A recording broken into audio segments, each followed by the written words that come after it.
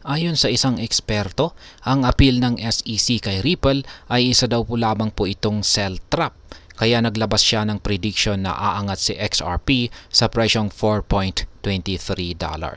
At ayan po ang siyang ating pag-uusapan sa video na ito. Pero bago po tayo magpatuloy, ay nais ko lamang po munang bigyang linaw ang aking disclaimer kung saan ang nilalaman po ng video na ito ay hindi po ito isang financial advice. For education and information purposes lamang po ang layunin nito. At ayan, ayon po kay Ginoong Bobby A., siya po ay isang kilalang market analyst.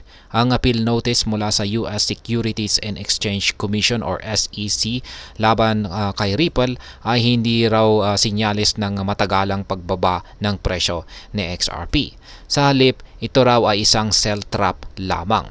Ibig sabihin ay maraming investors ang nagbebenta ng kanilang XRP dahil sa balitang ito. Ngunit sa katotohanan, ito raw ay isang pagkakataon para makabili ng XRP sa mas mababang presyo bago ito muling tumaas. Noong taong 2020, kahit na sinampahan ng kaso ng US SEC ang Ripple at tinawag na security ang XRP, tumaas pa rin ang presyo nito ng 1,772%. Kaya mula po sa presyong 11 cents or 0.11, umabot ito sa peak price na $1.95. Ipinapakita nito na kahit may regulatory challenges ay may kakayahan pa rin si XRP na mag-surge o tumaas ang kanyang presyo. Kaya naman, naniniwala si Ginoong Bobby A.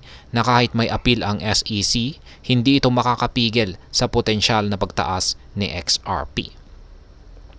Sa technical analysis po ni Ginoong Bobby A. ay kanya pong ipinapakita na ang mga indicators tulad ng mga moving averages at Bollinger Bands ay nagpapakita po ito ng bullish trend. Ang ibig sabihin nito ay may posibilidad na tumaas ang presyo ni XRP. Ayon sa kanyang analysis, maring umabot ang presyo ni XRP sa $4.23 na isang 803% increase mula sa kasalukuyang presyo nito. Ipinapakita ng kanyang chart dito na si XRP ay nagko-consolidate o ito ay nagbuo ng base mula pa noong 2017 at ito ay isang magandang senyales para sa isang malaking pagtaas ng kanyang presyo. Ngayon ay bukod po sa technical analysis ay binigyang diin din ni Ginoong Bobby A. ang mga fundamental strengths ni XRP. Una ay meron itong legal clarity na si XRP. Ibig sabihin ay malinaw na hindi ito security ayon sa decision ng korte. Pangalawa ay meron po itong real world utility. Ayan, dahil sa ginagamit po ito sa mga transactional settlements ng Ripple. At ang pangatlo ay may paparating na stablecoin at posibleng exchange traded fund or ETF si XRP na maaring magpataas ng demand at presyo nito. Pagdating naman po sa mga political na issues ay ang isa pang bagay na binanggit ni Ginoong Bobby A. ay ang posibleng epekto ng political landscape sa presyo ni XRP kung saan ay ayon po sa kanya kung mananalo si Ginoong Donald Trump sa darating na eleksyon, maaari pong mag-resign ang SEC chairman na si Ginoong Gary Gensler.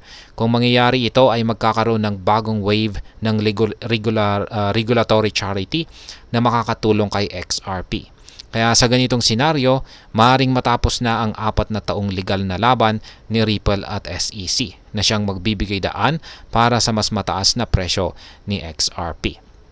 At ayan, ang kasalukuyang kalagayan po ng presyo ni XRP ay naglalaro po ito sa presyong 0.5237. Bumaba po siya ng 1.72% sa nakalipas na 24 oras. Bagaman ay may mga mixed predictions tungkol sa short-term performance nito, nananatiling positibo ang long-term outlook ayon po kay Ginoong Bobby A. At ayan, sa kabuuan ay ang masasabi naman po rito ay ayan po, naniniwala si Ginoong Bobby A. na ang kasalukuyang pagbaba ng presyo ni XRP ay isang pansamantalang reaction lamang sa balita ng SEC appeal. Ang mga historical data, technical indicators, fundamental strengths at political factors ay nagpapakita po ng potensyal na pagtaas ng presyo ni XRP sa hinaharap.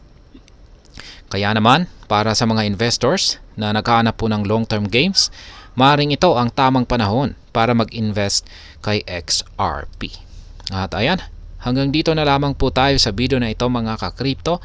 Sana po ay inyong nagustuhan ang aking paliwanag sa video na ito. Kung inyo po itong nagustuhan, pakiclick lamang po ang like button nito. Para naman po sa mga bago lamang dito, kayo po ay aking inaanyayahan para mag-subscribe. Pakiclick na rin po ang bell icon nito dahil ito po ang siya magsisilbing notification nito sa mga bago kong videos na akin pong ina-upload sa aking YouTube channel na ito. Marami pong salamat sa panonood. Ingat po tayo lagi at God bless po sa ating lahat.